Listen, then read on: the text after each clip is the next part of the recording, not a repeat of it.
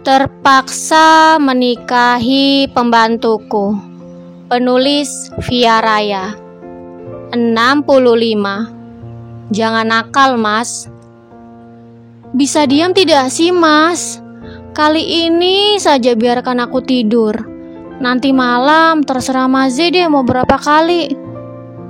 Manik mata Helios terasa sangat berat. Sudut mata mengeluarkan cairan bening terus. Hal itu terjadi karena semalam ia tidak bisa tidur. Baru saja memejamkan mata, langsung mimpi buruk. Jadi meskipun ia mengantuk, ia tetap tidak bisa tidur karena selalu dibangunkan oleh mimpi buruk itu.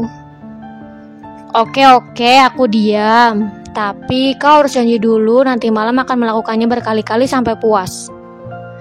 Zeus meminta istrinya berjanji agar tidak berani mengingkari. Iya, Mas Bawel, balas Helios.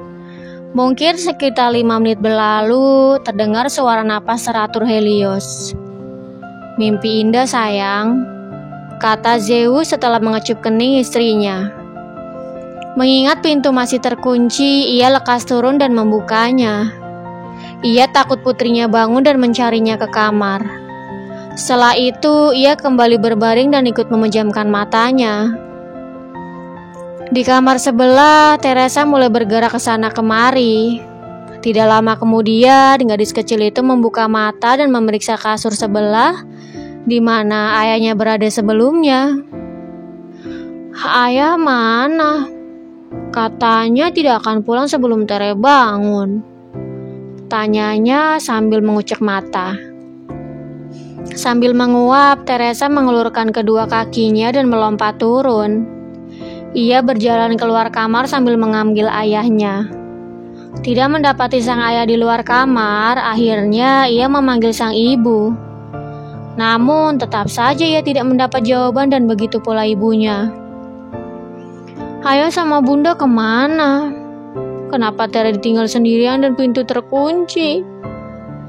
Manik mata Teresa berkaca-kaca. Hidung kembang kempis dan bibirnya sudah mengerucut. Apa bunda tidur di kamar? Tebak gadis kecil itu bergegas meraih gagang pintu kamar ibunya dan memutarnya. Ia melihat ayah dan ibunya sedang tidur dalam keadaan berpelukan. Melihat pemandangan itu, sontak Teresa tersenyum dengan manik mata yang menyipit. Bulir bening jatuh karena sudah terkumpul begitu banyak di pelupuk mata. Ia lekas menutup pintu dan masuk ke dalam. Naik ke atas tempat tidur dengan menjauhkan tangan ayahnya dari tubuh ibunya. Tere sayang, terkejut Helios. Padahal ia baru memejamkan matanya dan terlelap. Tere mau tidur sambil peluk ayah juga, kata gadis kecil itu sambil lekas berbaring di tengah-tengah antara ibu dan ayahnya. Baiklah sayang. Zeus lekas menggeser posisinya sekedar memberi ruang untuk putrinya. Lalu mengangkat kepala putrinya bebantalkan lengannya. Sekarang Tere tidur lagi ya. Iya ayah. Teresa lekas mengecup pipi ayahnya. Tersenyum dan memejamkan matanya perlahan. Merasa putrinya sudah tertidur pulas, Zeus bergegas pindah ke samping istrinya. Memeluknya sambil sesekali mengecupi wajah cantik yang sangat dirindukan itu. Namun sayangnya, belum lama menikmati momen itu, Tere kembali terbangun dan berbaring di tengah lagi. Sikap gadis kecil itu menunjukkan bahwa ia tidak suka sang ayah terlalu dekat dengan ibunya. Mungkin ia merasa iri atau cemburu. Kalau begini terus, kapan aku dan Heli bisa main kuda-kudaan lagi? Keluh Zeus dalam hati. Ia hanya menghela napas pasrah karena tidak bisa marah pada putri tercintanya. Meskipun demikian, lama-kelamaan Zeus mulai tertidur pulas dalam posisi memeluk putrinya. Justru kini Helios lah yang mulai terbangun dengan seluruh tubuh yang basah karena keringat. Kali ini mimpinya lebih parah dari sebelumnya. Kejadian ketika Zeus menodainya mulai menghantui bahkan sampai ketika ia disiksa di setiap harinya. Astaga Tuhan. Helios meraut wajahnya kasar. Ia menoleh ke samping di mana anak dan suaminya berada. Kemudian ia beranjak mengulurkan kakinya dan keluar menuju dapur untuk mengambil minum. Kenapa di saat kami merasakan kebahagiaan, mimpi-mimpi itu semakin menjadi? Kenapa mereka tidak pergi saja dan membiarkan kami hidup bahagia? Helios menarik kursi dan duduk, meletakkan kedua tangannya di meja dan menyembunyikan wajahnya di sana. Bingung tidak tahu apa yang harus dilakukan, ia keluar mengangkat jemuran. Baru saja ingin kembali masuk, ia melihat putri dan suaminya berdiri di depan pintu. "Bunda, ayah mau masak buat Tere," katanya. Aduh, gadis kecil itu. "Benarkah?" Helios tersenyum dan mendekat. "Ayah jago masak loh, pasti Tere akan suka. Jadi sambil menunggu ayah selesai memasak, kita mandi dulu yuk." "Ayo," balas Teresa bersemangat. "Aku mandiin Tere dulu ya mas," pamit Helios. Wanita itu berjalan melewati suaminya, tetapi langkahnya terpaksa harus terhenti kala ia mendengar sebuah bisikan panas. "Aku juga mau dimandiin dong sayang," balas Zeus berbisik. "Jangan nakal mas," protes Helios.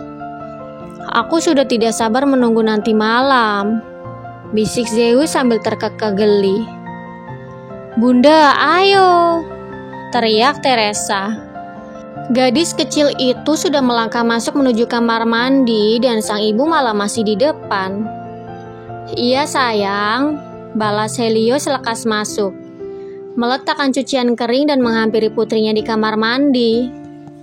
Sementara Zeus bergegas menuju dapur untuk memasak menu makan malam. Berhubung di dapur hanya ada sayur untuk sup, kentang dan ayam, jadi ia berencana untuk memasak sup, perkedel kentang dan ayam goreng. Mungkin sekitar 5-10 menit Teresa sudah selesai mandi dan menghampiri ayahnya di dapur. Sedangkan Helios langsung membersihkan diri karena sudah terlalu sore. Ketika ia pergi ke dapur, sang suami sedang menggoreng perkedel kentang sambil menggendong putri mereka. "Ada yang butuh bantuan?" tanya wanita itu. "Tidak bunda, ayah sudah ada Tere yang bantuin, jadi bunda duduk saja di situ," sahut gadis kecil itu mengulas senyuman. "Nanti kalau sudah selesai, kita makan sama-sama," kata Zeus menimpali.